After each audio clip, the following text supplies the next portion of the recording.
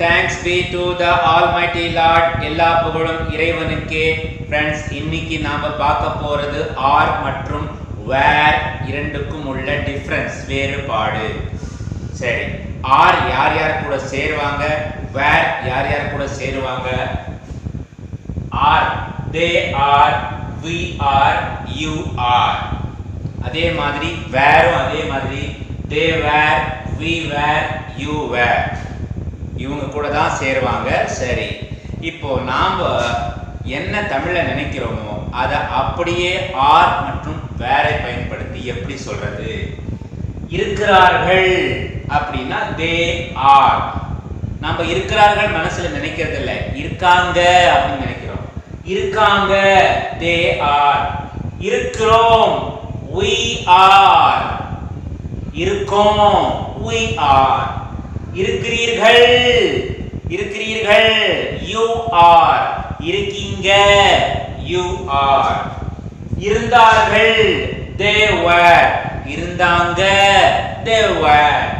இருந்தோம் we were. இருந்தோம் we were.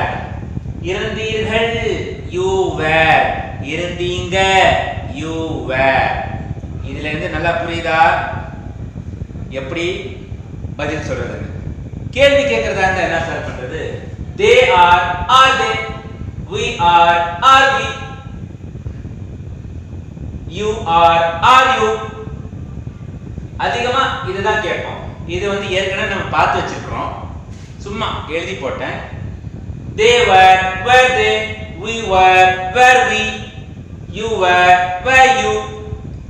சரி, இப்போ நம்ம சென்டென்ஸ் ஃபார்ம் பண்ணும்போது ஈஸியா நமக்கு தெரிஞ்சிடும். அவர்கள் சந்தோஷமா இருக்கிறார்கள்.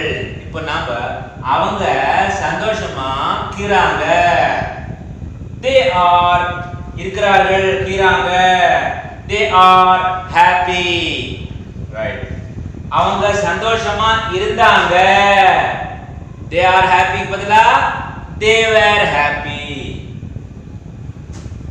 அவங்க சந்தோஷமா இருக்கிறாங்களா இருக்கிறாங்களா இருக்கிறார்களா?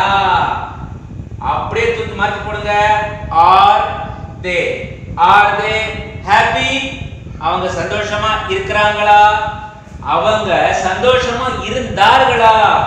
they were. அப்படியே நீங்க மாத்துங்க were they happy? right. அடுத்த क्वेश्चन, அவர்கள் எப்படி இருக்கிறார்கள்? how are they? இது எப்படி ஃபார்ம் ஆச்சு?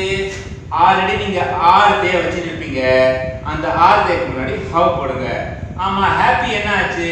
அவங்க தான் கேள்வி கேக்குறாங்க எப்படி இருக்கிறாங்கன்னு சொல்லிட்டு. எப்படின்னா how are they இருக்கிறாங்களா அப்படின்ற அர்த்தம். how are they எப்படி இருக்கிறார்கள்? அவர்கள் எப்படி இருந்தார்கள் அப்படின்னா நீங்க ஆல்ரெடி where they வச்சிருப்பீங்க, அந்த where they க்கு முன்னாடி ஒரு how சேர்த்துடுங்க.